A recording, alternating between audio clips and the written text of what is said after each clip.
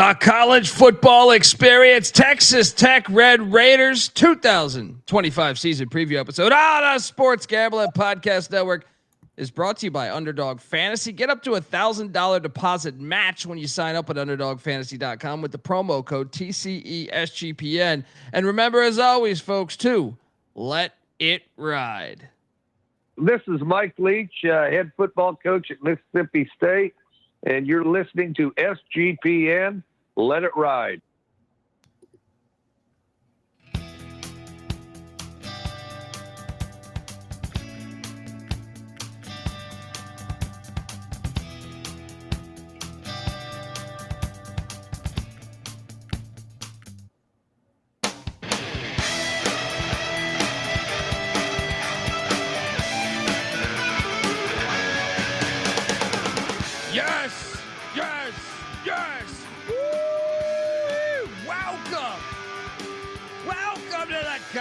Football experience, Texas Tech Red Raiders 2025 season preview episode. Oh boy, youtube.com/the college experience. Get on over there, hit that like and subscribe button as we continue on this journey, breaking down all 136 FBS college football teams with a solo episode for each and every team in the land.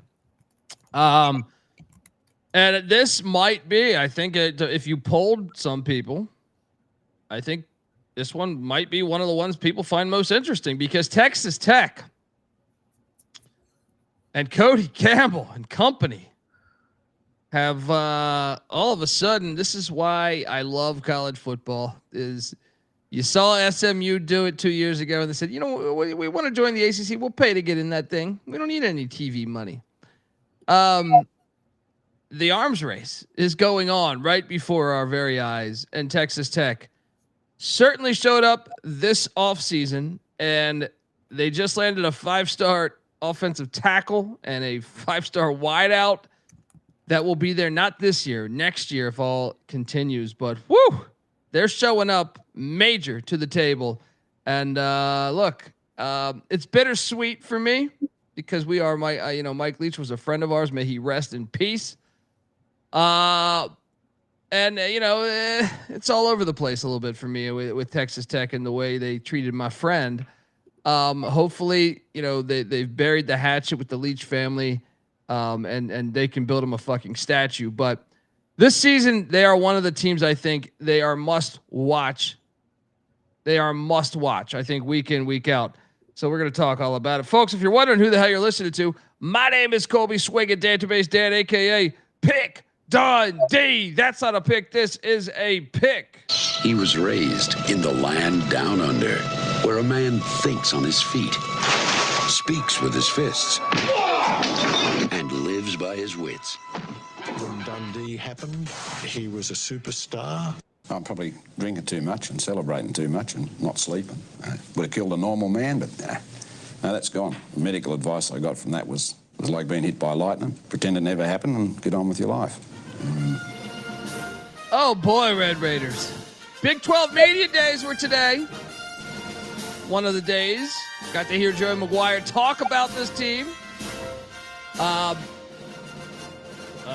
In a way, like, I'm curious what you're going to have to say, but they kind of are the talk of the conference right now.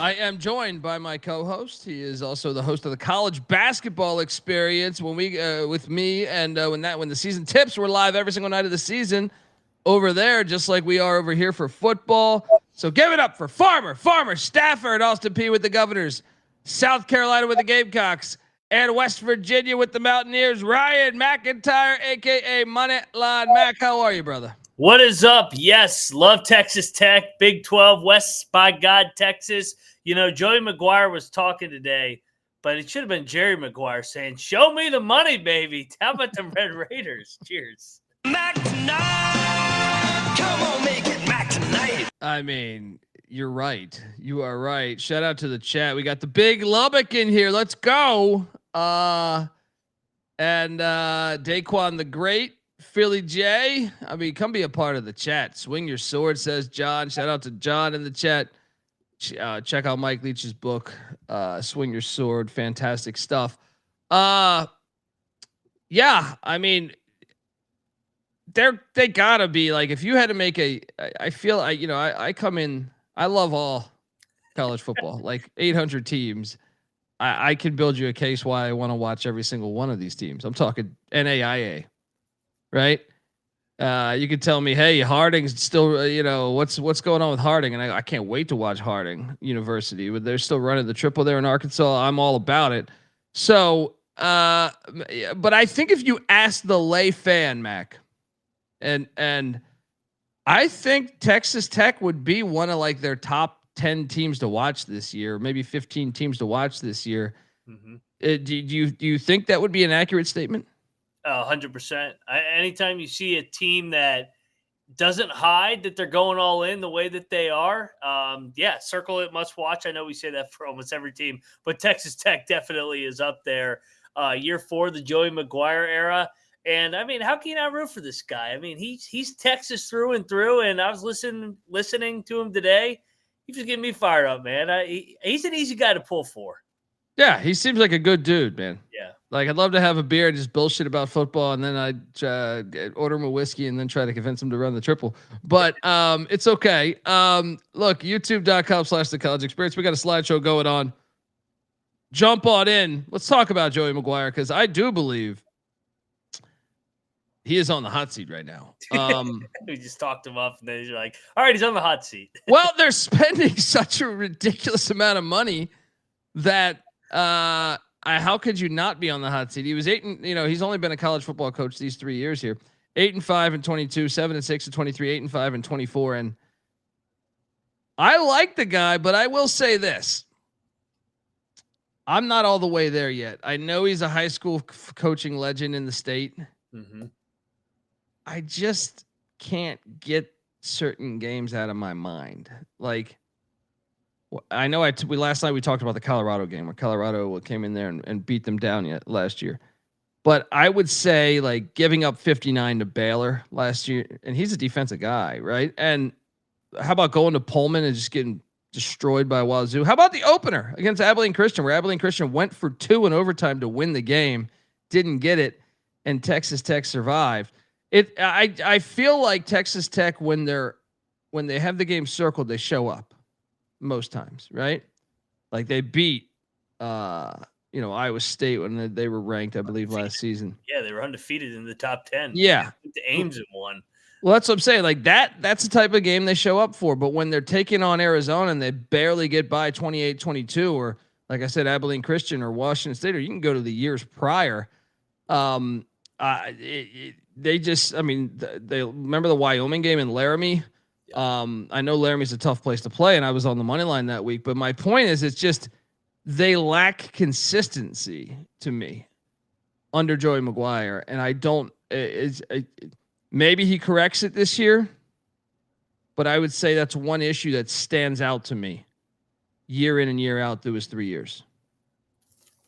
I would agree, and if you remember, the 23 team like this had a lot of hype coming into it. They dropped the Wyoming game, which we had warned them over and over and over again, and they should have beat Oregon the next week. They led that entire game. That was ridiculous. But to your point, like, they drop games. They are a up and down team. They're a Big 12 team. A lot of the Big 12 teams are like Texas Tech, where it's very, very streaky. When they're supposed to be good and there's expectations, they underachieve. But when last year there wasn't as much expectations, and they had a pretty good year for the most part, winning 8 games once again. So yeah, I mean, he's gone 8-5 and 7-6 and 8-5. They need to be better than 8-5 or 7-6 this year with how much they invested. Yeah. Shout out to GBO Farms in the chat. Hope you're doing good, brother. The offense from a season ago, and Mack Leftwich is the new OC there. The offense, pretty fire. Remember, Zach Kitley got the FAU job. 4th in the nation in scoring offense, 9th in passing offense, 61st in rush offense, charting as the 9th best offense in college football, Mac. Mac to Mac, come on in now. Mack Leftwich, I'm sure they're going to be able. Look, we'll talk about what's returning because Behren Morton, Caleb Douglas, Coy Eaakin, and one offensive lineman are back. Now you panic. You say, "What the hell's going on there?" Don't worry. Don't you worry, because they went to the portal and brought in the number 1 rated class according to 24/7. Mitch Griffiths, a backup quarterback for Wake Forest, comes in, or started some games at Wake Forest. He's going to be a backup in Lubbock. Quinten Joyner, who's penciled in to be the starting running back, comes over from USC. Reggie Virgil, a wideout that was very good for Miami, Ohio, comes in. I think he may start too. Roy Alexander from Incarnate Word. Terrence Carter from Louisiana. I think he could start too at the tight end spot. This one was big. Offensive tackle Howard let me talk to Sampson. That was a big get. Will Hados from Miami, Ohio. Cash Cleveland from Colorado. Hunter Zambrano from Illinois State in the FCS. Deep sea diving on some of these. Upton Belafont from Buffalo is a fire kicker for them last year. Mac, can we just say that they weren't all name brand guys, but Behren Morton is back. This guy has 49 touchdowns and 22 interceptions, but I will say this dude gets injured very often. So I do think it's important that they got Mitch Griffiths from Wake Forest. I'm not sure if he's going to win the second string thing. I know they have the guy who played a little bit last season, I believe it was Hammond. Where are you at with this offense? Because Morton, when he's healthy, can put up big numbers. Coy Eaakin, 1,000 yards in his career receiving. I mean, they got some guys. They also got Hudson back, the 5-star, who flirted with going to A&M. And then I think he even went to A&M, signed the papers, and then hit the portal in the second portal because Texas Tech offered him more. When you're outbidding A&M, you have my attention. Where are you at with the offense? You think this will be more of the same? Like I feel like Texas Tech hasn't had a bad offense since like fucking like Timmy Smith in the 80s, the Redskins running back, right? Like when's the last time Texas Tech had a bad offense? That's a great question. It's been a minute. I mean, you think about it, the Leach, Kingsbury, and now, I mean, even Tuberville. Tuberville, yeah, because Neil Brown was his offensive coordinator. Maybe Tuberville had some shit years there. Yeah, Neil fucked it up for you Texas Tech fans. I can relate. But yeah, I mean, Leftwich coming over from Texas State, so he's GG Kenny, and also from at IDub. Before that, I was listening to McGuire talk about it. He thinks he's going to be a future head coach as well. So I think it's more of the same. I think they're going to be explosive offensively. Maybe a little bit of a learning curve early just because it's new chemistry with the new offensive coordinator. But I mean, Morton did stay healthy last year. And if you remember 2 years ago, Shuck went down and then Morton filled in for the rest of the year. So, I mean, they're bringing in guys. Every quarterback on their roster. Remember they had Mahomes, Baker Mayfield, and Davis Webb, I think it was. They had 3 guys that were like top two round NFL draft picks. I mean, every quarterback that goes to Texas Tech can sling it. I saw it with Leach. You're like, oh, Kingsbury's out. Oh, Graham Harrell comes in. Oh, who's this guy, Sonny Cumbie? They're all throwing for like 600 fucking yards a game. They air that, baby. That's what they do in West Texas. But I mean, look at that portal class. Joyner, talented guy coming from USC. The kid from IDub, Alexander, he was over 1,000-yard receiver, and then Virgil from Miami of Ohio and Carter from Louisiana were productive at the G5 level. And I mean, the big horses up front, I think that's where they really spent their money. Yeah, offensive defensive line is where they just unloaded the fucking truck. Smart. Yeah. Smart. Yeah, very smart. So yeah, I kind of think they'll be top 25 offense. I feel very confident with it. Maybe a little regression. Let's talk about the defense. But before we do that, I want to let you know that the College Football Experience Red Raider Edition is brought to you by Circa Millions and Circa Survivor. Yes, think you know ball, then you have to enter Circa's football contest with $21 million in guaranteed prizes. There's no rake. So if the entries go above the guarantee, all the extra money will go to the prize pool. Circa Millions, you pick 5 teams against the spread each week. and in the NFL, or the Ultimate Sweat in Circa Survivor. There is also Circa Grandissimo for $100,000 there, a Survivor contest. You must register in person at Circa Sportsbook in Las Vegas, Nevada. I'll be there in 7 days. Can't wait to do it. Great excuse to book a trip to Vegas. Honey, I got to enter this contest. You want to be a millionaire? Sign up in Nevada, play from anywhere with the help of SGPN's official proxy. Go to footballcontest.com. Use the promo code SGP to get $50 off your proxy fees. We're also brought to you by mybookie.ag. Yes, MyBookie is your place to bet on every single sport, including all those summer sports, MLB, CFL, WNBA, golf, tennis, all that action. And of course, college football and NFL futures. MyBookie accepts customers from a ton of different locations too, even outside of the States. You can easily deposit, get lightning fast payouts using crypto. So head on over to mybookie.ag. Use the promo code TCESGPN for 100% deposit match up to $1,000. Once again, terms and conditions apply. That's mybookie.ag. Promo code TCESGPN. All right, we are back. And the defense. They were 121st in scoring defense last season. The pass defense was the third worst in all of college football, 132nd. There was 134 teams last year. 73rd in rush defense and charting at the 126th ranked defense. At what point do Texas Tech fans just get sick of being so good on offense and so shitty on defense? What would it take? To me, if I was living in Lubbock and a diehard Texas Tech fan, I'd be like, dude, I am so over us throwing 85 million passes a game and being this bad on defense. Like, what point? When is enough? When is enough? But there is a lot of room for optimism because their defensive line was not great last year. So you know what they did? They went out. Well, first they have 3 returning starters, none on the D line because they basically told them get the hell out of here, right? Jacob Rodriguez at the linebacker spot, and then 2 in the secondary with Horn and Jordan. Kicker Jack Burgess is back as well. They went out to the portal, and they did it, man. David Bailey is an awesome player, NFL radar for Stanford. They got him, and I believe they were battling with some big schools for him. Also, Texas. They outbid Texas, I believe. Romello Height was the best defensive player probably on Georgia Tech last year. They went out and bought him. Skylar Gill Howard played really well at Northern Illinois. You might remember them beating Notre Dame in Notre Dame.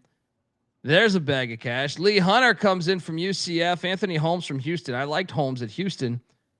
I mean, they loaded up on the defensive line, man. And they also loaded up in the secondary, bringing in Amir Boyd from UTEP, Bryce Pollock from Mississippi State, Dante Belfour from Charlotte. He played really well at Charlotte. Terrion Grant from Purdue, Cole Wisniewski from North Dakota State. Okay, I think we can say that this is the official all-in team. The other ones, they were spending money, and you saw signs.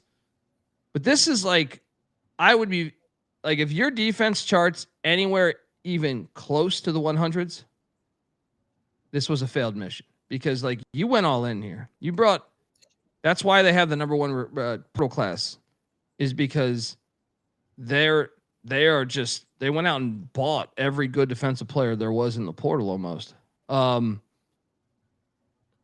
Mac, I'm going to say this might be the biggest jump out of anything we're talking this year. The defense has to be a lot better. Even if it's just not possible. When you add that many good players, they have to be at least in the 70s, right? They should be top 50 without what I agree. But I'm saying this is probably going to be, we're 40 teams into these previews out of 100.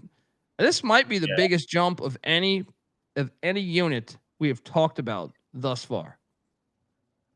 Yeah. I mean, that defensive line that they bought, Gil Howard, Height coming over from Georgia Tech, and then the two really big names, Lee Hunter from UCF and David Bailey from Stanford. I mean, that should be a dominant unit. And then the secondary should be, they all played, they all contributed at the Power 5, Power 4 level. So this defense should be top 50, man. Shieldwood, this needs to be. You need to cut this in half from 126 to. Which even would be more. insane. Like, I'm trying to think of when's the last time a jump like that happened. I need to do a deep dive on that. And Colorado. Yeah, maybe. Yeah, offensively probably Colorado. Right, the year Livingston before prime. Livingston last year was a big. He did. jump. You're right. From 130 to what 50. You're right. That's You're what right. it needs to be. Yeah. They need to be opportunistic because we know they're going to score offensively. If they can just be solid defensively, they should be a contender. Yeah. Yeah. And I think they will be. I mean, there's no way this team doesn't make a bowl. And I know we're going to go through the schedule, but I'm just saying there's just no way. Let's I mean, this is talking about the staff, the players, all part of the state of the program, which we talk about. And also is the stadium. And I saw Daquan, you're sleeping on this one, man. It's a good one. Oh man. I went to the stadium in October, right?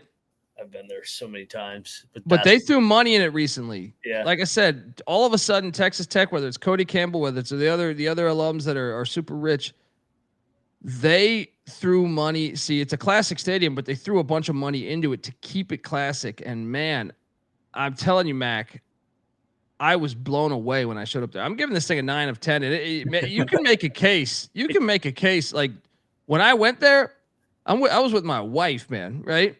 And I was like, you could ask her, and you're like, Kobe was blown away by this fucking stadium in Lubbock, Texas. She doesn't even know it's the Red Raiders or anything, but I was legit blown away by the venue. I was just like, holy shit. Yeah. I was like, look at this thing.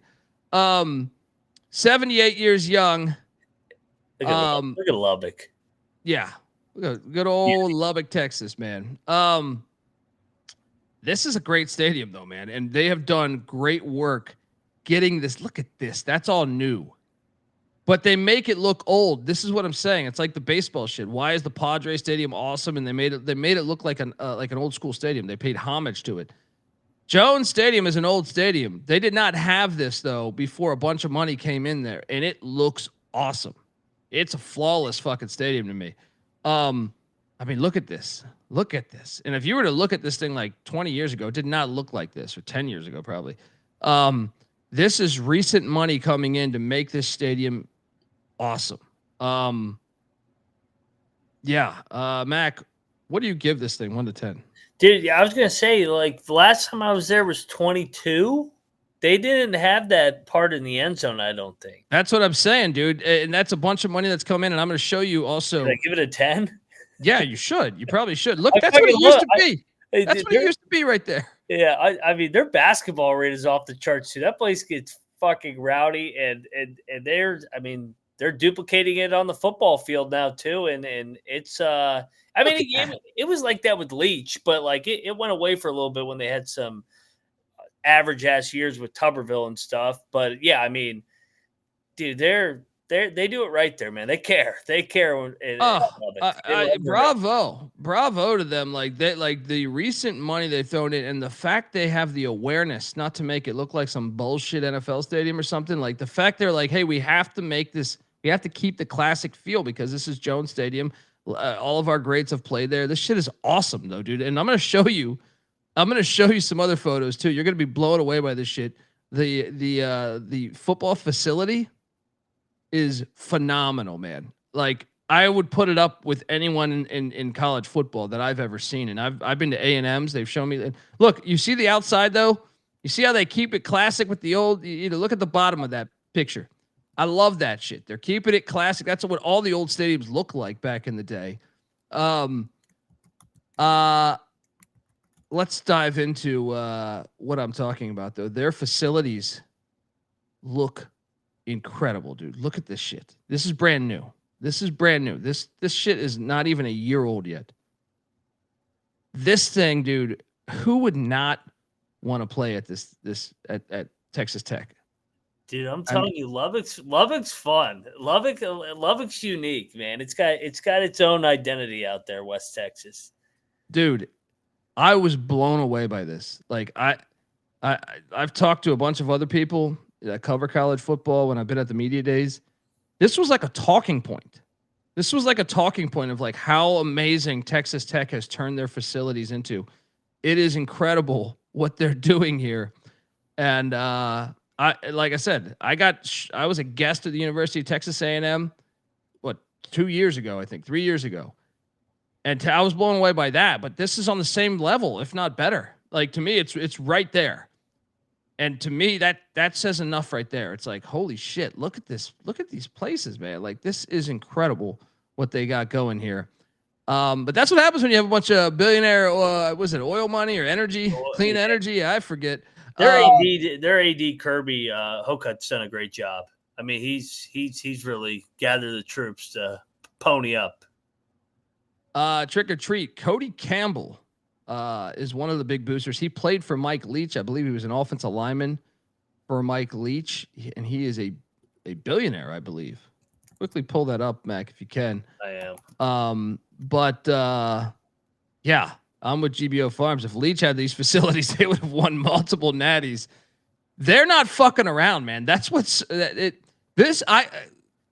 Okay, if you watch the sport from a bird's eye view, which hopefully, I'm assuming some of our fans are like that. Don't you just find this fascinating? Like, A&M had gone to the SEC first, right?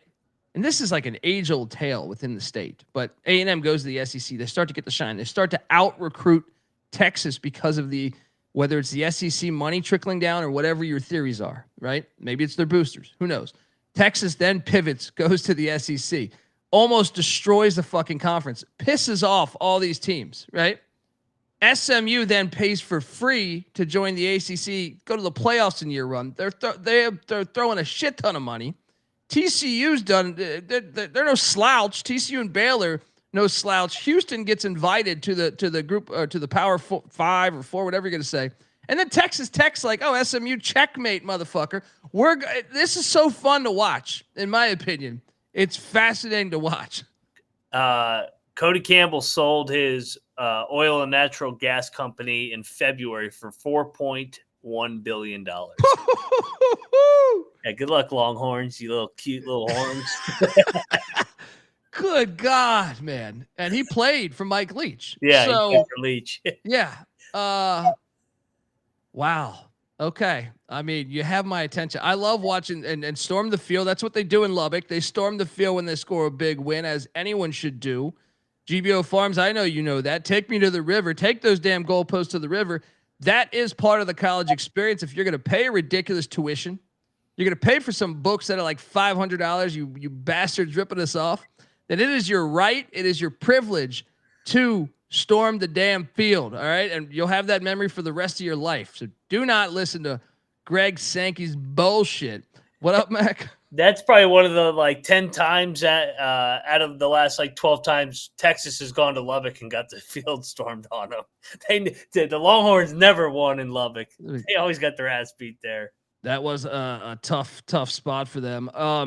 Man, so program on the rise. Look, I should probably give this a 10. I just want to see more than 7 or 8 wins to fully commit to 10. But I can tell you this, with Cody Campbell's money, it should probably be a 10.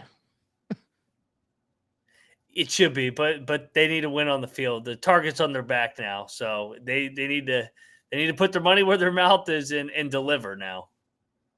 Yeah. Chat's having a good time. Come be a part of the chat. YouTube.com/the college experience. Yeah, look. So the Big Lubbock says these are some of their, not only Cody Campbell, John Sellers, Dusty Womble, and Peterson, an oil guy in Houston. This is great. I fucking love it. Big Lubbock. This is so great. This is why, I don't care what the NFL does. You'll never be this. This is so great. I watched the Big 12 media today, and it's funny, they did a coach's round table. And they're like, yeah, well, we don't want it where the biggest boosters are. I'm like, well, good luck. That's the sport, dude. You're not going to be able to prevent this. Tech's like we do. Well, no, I'm saying even if they do put a cap on this thing, which they 6 of these coaches were saying, we need a cap, we need rules. And I'm like, and then stiff penalties. I'm like, we have 140 years of fucking proof. All right. What is it? since 1869 or 68, whatever year it was, this has been the blueprint of college football. It's like, hey, oh, guess what? Yale's spending this much money, and Harvard goes, hey, guess what? Fuck that. We're spending more money. We're going to beat them on the field, right? And this happened throughout pockets all through America. You don't think North Dakota State and South Dakota State are doing this thing over the past 5 years? It's happening. That's why the sport is the best. Anybody can join the party. There are no rules and regulations. And it's fascinating. I find the Texas thing right now absolutely fascinating with all these schools. Even Texas State going to the Pac-12 and UTSA starting their program from nothing. The arms race is amazing to watch. What do you give this thing 1 to 10? I think 9's fair. Got to win it on the field. Still got to win it on the field. But I mean, the intangibles are a 10. I mean, the funding is definitely an 11. Yeah. I mean, it's great. Yeah. And the chat's saying, why doesn't Harvard do this? I've been wondering that for a long time, but they did it back in the day. I've read some stuff in the early days of college football, like the Harvard-Yale rivalry. They were doing, I mean, it wasn't that much money, but it was like they were doing that. It was like an arms race within those two schools. So it's happened everywhere. It's the heart. To me, it's like that is college football. You can try to police it all you want. If you try to police it, they'll still be able to do it under the table. Good luck. There's not enough administrators to police, this many schools. Cash is cash. You can still meet anybody in a parking lot and they can give you cash. If you make these rules, that's what's going to happen.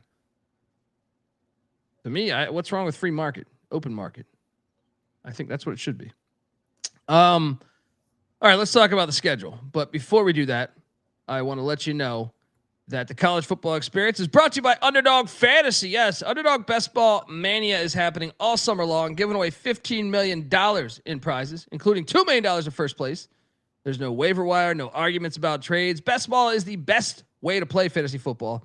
So sign up, and when you do, use our promo code TCESGPN to claim your special pick plus first-time deposit offer up to $1,000 in bonus credits. UnderdogFantasy.com, promo code TCESGPN.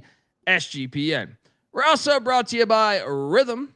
Yes, you've probably heard me talk about Rhythm before. They just dropped a new game-changing feature called Power Trends. Yes, these are AI-detected patterns where Rhythm's model has consistently won and has a very high ROI. Think like a strikeout prop that wins 59% of the time when the line and win probability hit a certain range. Power Trends are updated daily and exclusive to Rhythm and Rhythm only. No touts, no noise, just clean data-backed bets, baby. Download the Rhythm app, check out Power Trends, and start betting smarter. You know we will be. Get your free 7-day trial period today. SportsGamblingPodcast.com/rhythm. That's RITHMM. That's SportsGamblingPodcast.com/rhythm. All right, we are back. Shout out to the chat, Cody Frazier, Robert Martin. Yeah, I mean, come be a part of it.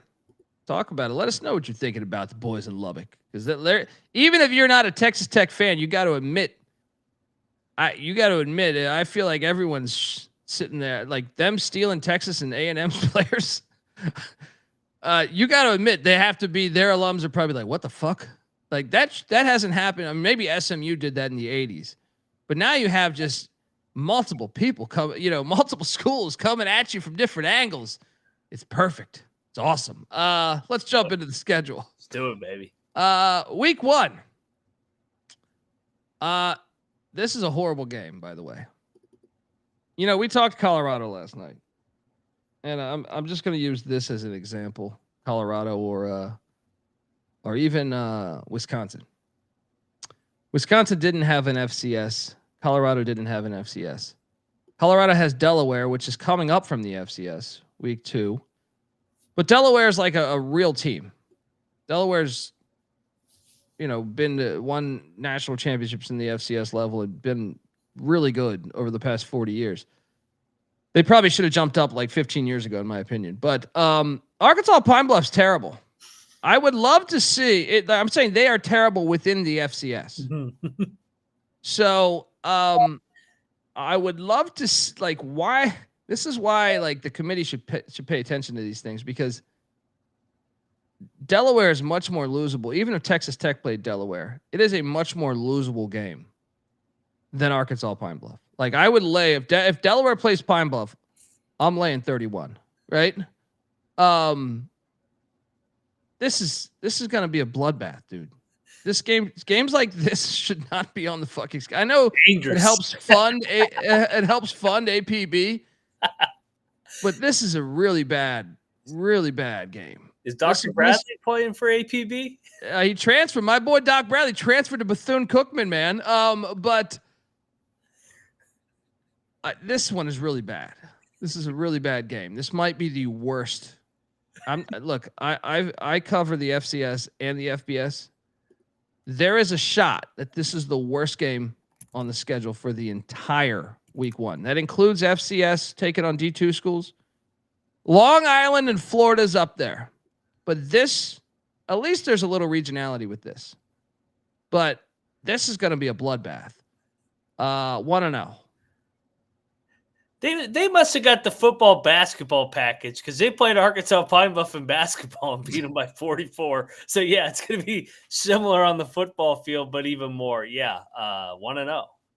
Are you ready for it to get even worse? Oh, this is hilarious. This next game. Kent State, I have ranked out of the FBS teams.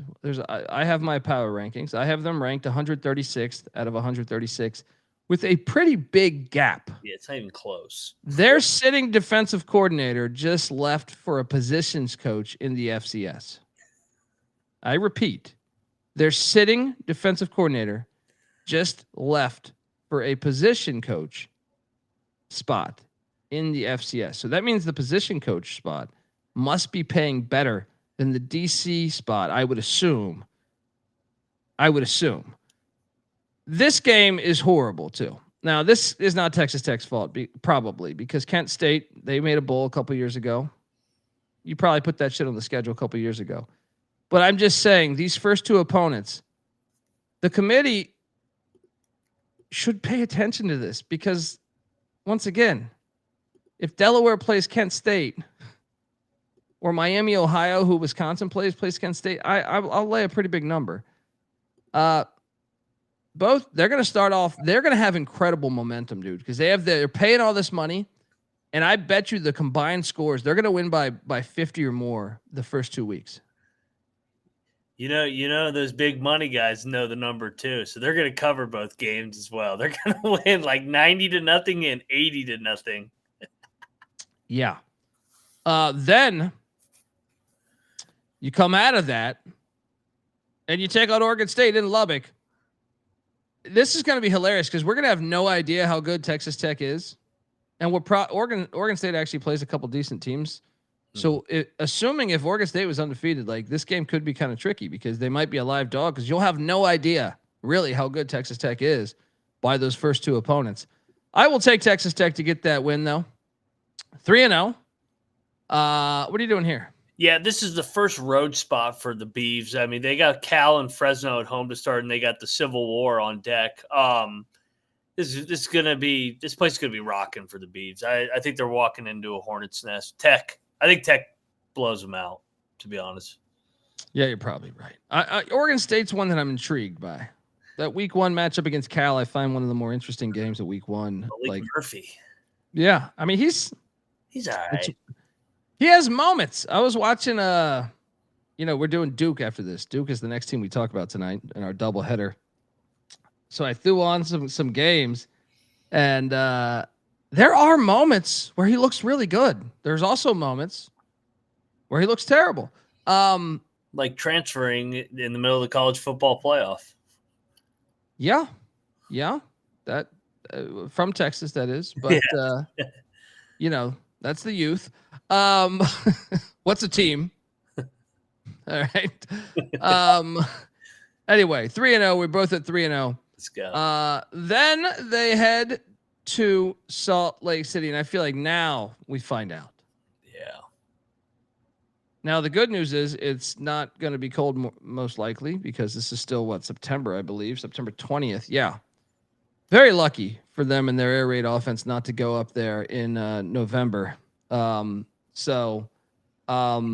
Yeah, in that regard, but they're going to lose this game. I'll take Utah. I think Utah's identity, anytime they're at right, they could play the goddamn Philadelphia Eagles at Rice Eccles, and I'm taking the Utes as long as they have a healthy quarterback. Yeah. Series goes back to 1972, 3-1. What are you doing here? Yeah, this is Tech's first trip out there. Yeah, I don't bet against the Utes out there. Unless they're on their fourth string quarterback. So yeah, 3-1, headed into bye. Yeah. They go to that bye week. Look at Coach Leach there. May he rest easy. Our guy, hell of a good guy. They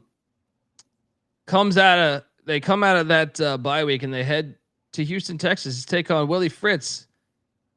Let me tell you, man. This is a tricky game for I'm telling you, like, now I do think, like I said last night for the Colorado preview, I believe Houston is going to be a good team this year. And it's funny, I was talking with Tim Murray today on the VSiN podcast for college football. Check it out. I was a guest on their show, but you know, we were making the case off air, and I think on air that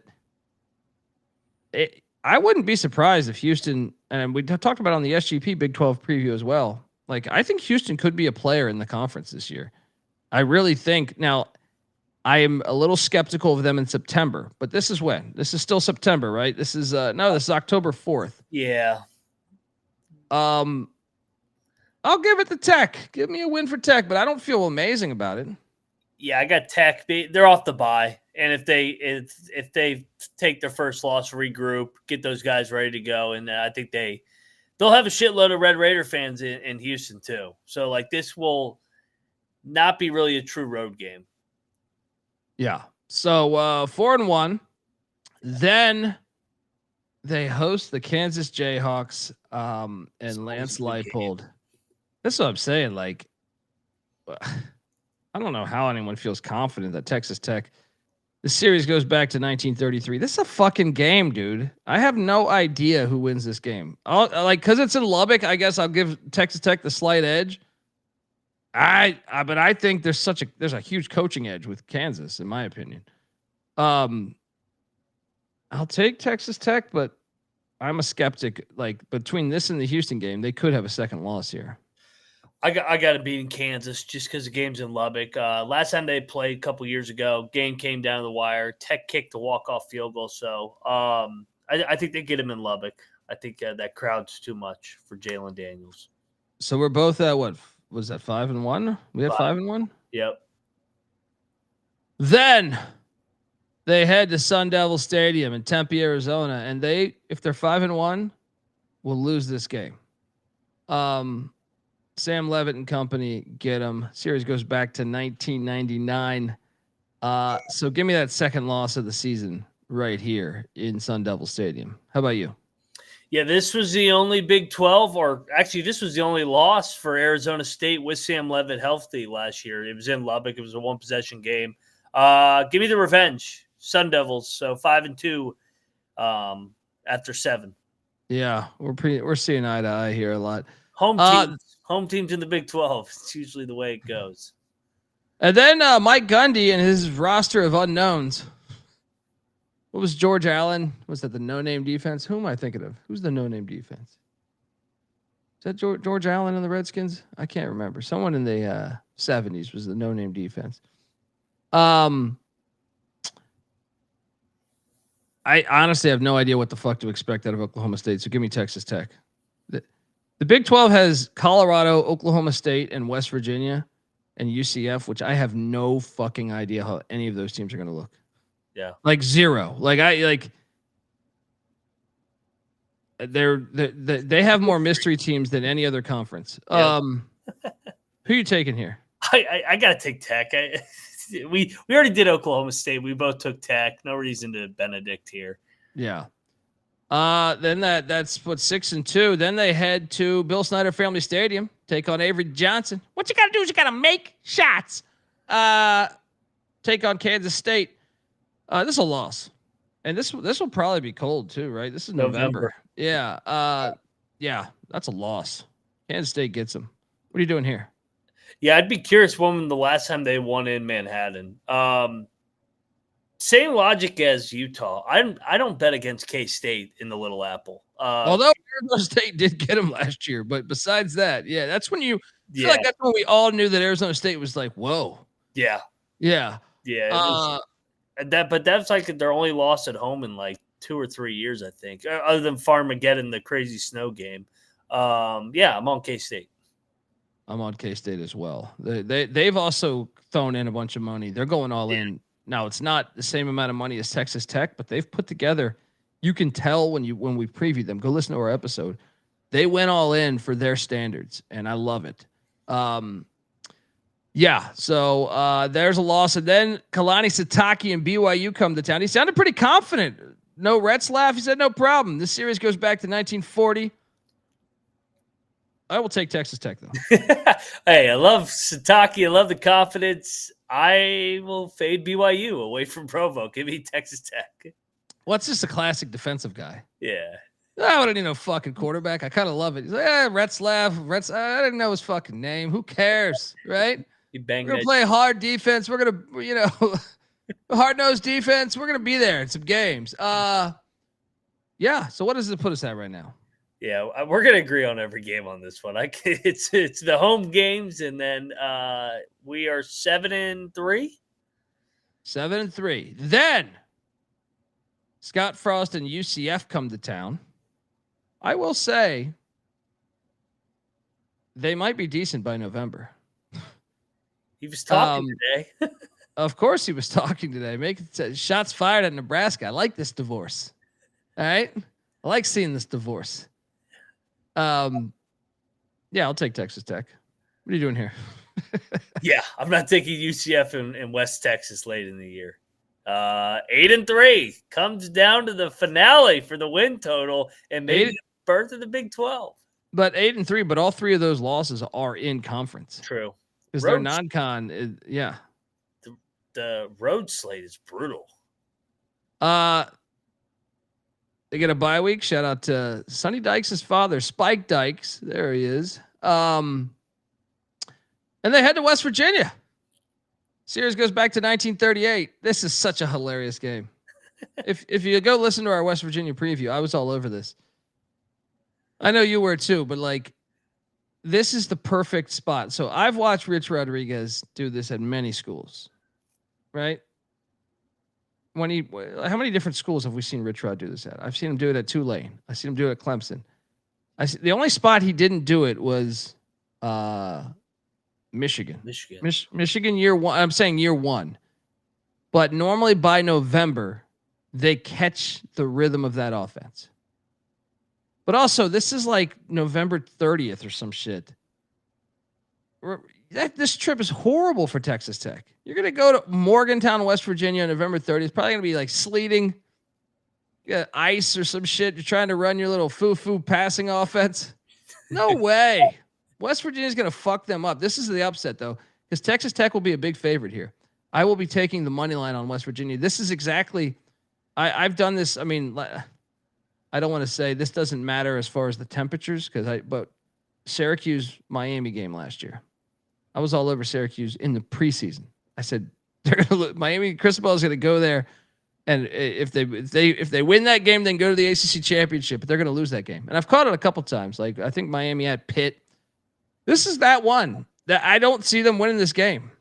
You said the same, right? Yes, we're going to spoil their season. And remember, they beat the absolute brakes off the Mountaineers. Fired Neil Brown last year to hire Rich Rod. Well, here's your present. Rich Rod spoils the year. Tech. They storm the field here. Yeah, maybe. If they're top 25, would they storm? I think so. Tech's probably going to be higher than top 25. You mean if they're 9-3 or 8-3? 8-3. They probably got to be like a top 10 for field storming in Morgantown. Okay. Yeah. So that puts us at what, 8-4? 8-4. Solid year, but not good enough for their standards right now. The win total is sitting at 8.5. They're plus 650 to win the Big 12, plus 520 to make the college football playoff, and plus 12,000 to win it all.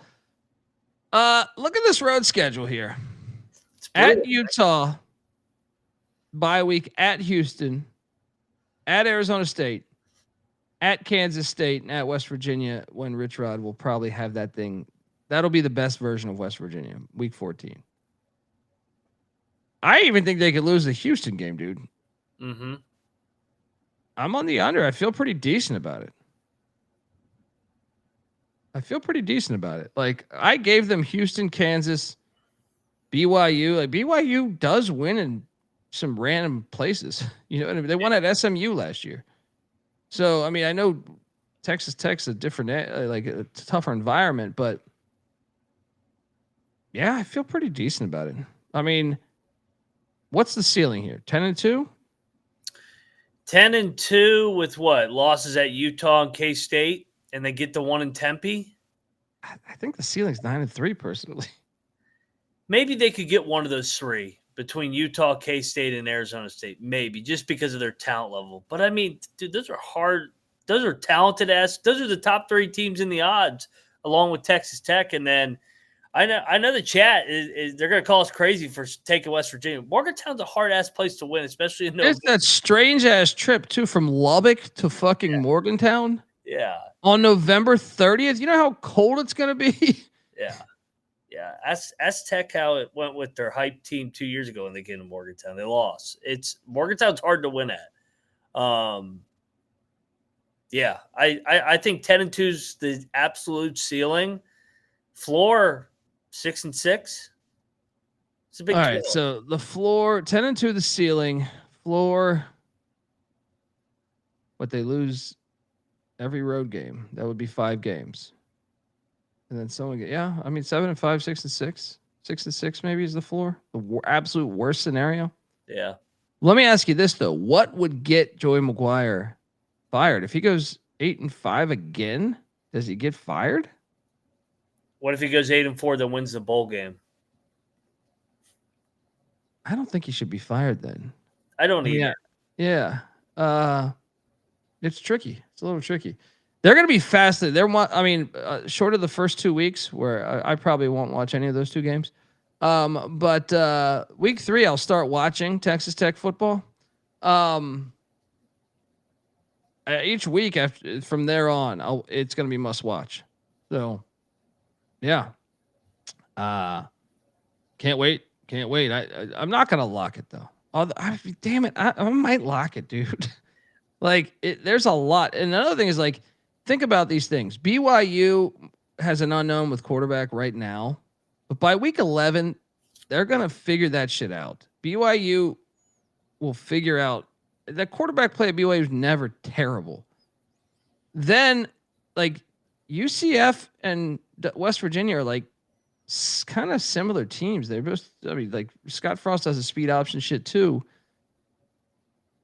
I think you're getting those teams at the worst possible times. Now, of course, it's in Lubbock, but I'm just saying, like, it's still like they're going to be the best versions of themselves that entire year. Then 2 first-year coaches. I feel very good. I may lock this on our locks episode in August, but yeah. It also goes back to my zigzag theory on the Big 12. When you're predicted to be good, you underachieve. When everybody says you're going to suck, you usually overachieve by a game or 2. It's a everybody meets at the mean type league. It's crazy. Yeah, I mean, look, and I know they went out and bought the roster, so it makes it even harder because all these guys we haven't seen there. But I'm just saying, like, this is a team that last year beat Abilene Christian by 1. Washington State beat them by 21 points, right? They beat Arizona. Texas Tech beat Arizona by 6 points. All right. They gave up 59 to Baylor. Are you telling me that they're going to make this big of a jump? It's possible because the transfer portal's, available, but we're asking them to make a gigantic jump. Yeah. To go 10-2 or something. Well, I'm sorry, 9-3. It's only 1 game from a year ago. But I still think, gosh, schedule, the road spots are all brutal. Houston is the only spot that's not super lit. Utah is insane. Sun Devil Stadium is insane. K-State's insane. West Virginia, all those environments are awesome. So they're hard places to win. another note, we highlighted at the beginning of the episode, McGuire has a track record of dropping games he shouldn't. And just because they spent more money on the roster doesn't mean that that's just going to go away. So they have a bigger target on their back this year. I think 8-4 is where they finish. I like Joey McGuire, so I think it would be awesome. It would be like, don't get me wrong. I think some people think because I take the under on teams that I'm hating on them. I mean, with the exception of what you guys did to Coach Leach, I've always been a fan of Texas Tech, back to the days of fucking, Billy Joe Tolliver. But I think it'd be a breath of fresh air if they went 12-0 or something. I think it'd be incredible for the sport. I'd be one of the biggest fans on here saying, let's go. But I feel pretty good about the under, man. You're not locking this, right? I think I'm going to stay away just because of the variance in this league. I may be swayed by the end. I don't see 9-3. I see 8-4, maybe 7-5. That's what he's been. Yeah, and I think the schedule is a little harder than the previous years, believe it or not. Even though the non-con is nicer, the conference schedule I think is harder. Folks, we will be back in about 5 minutes talking Duke Blue Devil football. I have a nice slideshow for all you Texas Tech fans right now. We're going to tune into the history of Texas Tech Red Raider football. Give Moneyline Mac a follow on Twitter at Moneyline_Mac. I'm on Twitter at TheColBD. The College Football Experience is on Twitter at TCE on SGPN. And don't forget, we're breaking down every single team in the land. Duke is later tonight. Tomorrow, we are talking Northwestern Wildcats in Coastal Carolina. So buckle up.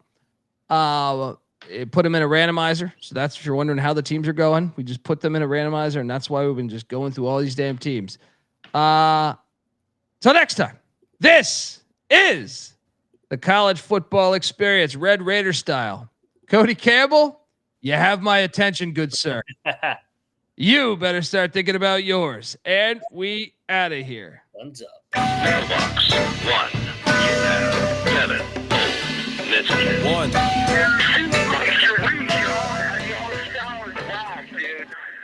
I'm not saying I'm impossible to outsmart my body and soul, or nothing without heart. And I'm not saying I'm impossible to outrun my body and soul, or nothing without love. And I'm not saying I'm impossible to outdo my body and soul, or nothing without truth. And I'm not saying it's impossible, but you're nothing without yourself. We're the obsession to be a part of that, started that. Mind over matter don't matter in the market.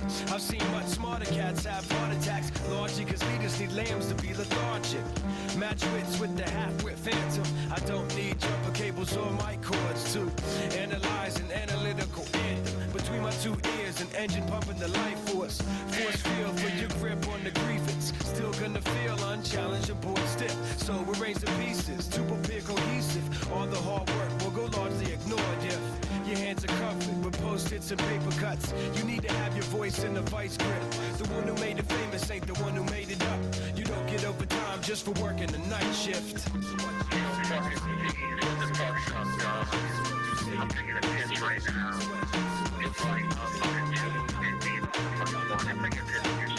I'm not saying I'm impossible to outsmart my body and soul, or nothing without heart. And I'm not saying I'm impossible to outrun my body and soul, or nothing without love. And I'm not saying I'm impossible to outdo my body and soul, or nothing without truth. And I'm not saying it's impossible, but you're nothing without yourself. Every time I close my eyes, I'm taken to the same place, a playing field, and every contestant's got the game face. Everybody's yelling, you ought to play it safe. Make sure them shoes are tied and ankles taped. Shake the cobweb, hit the ground running. This is how cunning I can get with the footwork. You're doing it right, well, it shouldn't hurt. Flirt with greatness, still I run the famous. Nice high heels, I got mics with spikes. Trampling the home team, man, they'll turn for life. For the few fleet of foot, too fast for me. I fear none, cause I run and ignore the pair of feet by the tree that are fast asleep. In love with the game, you adore the hair. I believe in achievement. My soul isn't rewarded just cause this easy goal moves toward it.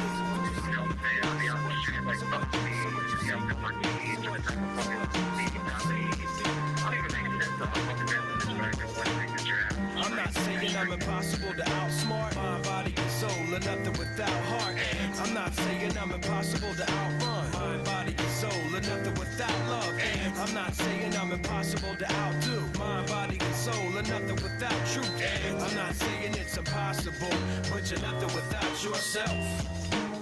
Conspiracy theories, gotta love them clearly. Nothing's more entertaining than entertaining a query.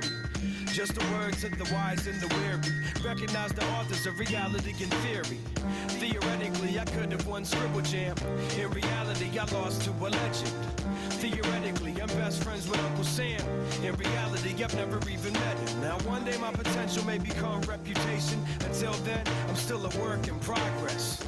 I suggest you question what I'm saying. If anything, to become familiar with the process. My agenda may suit your needs. When I say your bill of rights has been ripped to shreds, but if it defends what you believe, hold dear to your truths and scream fuck seeds.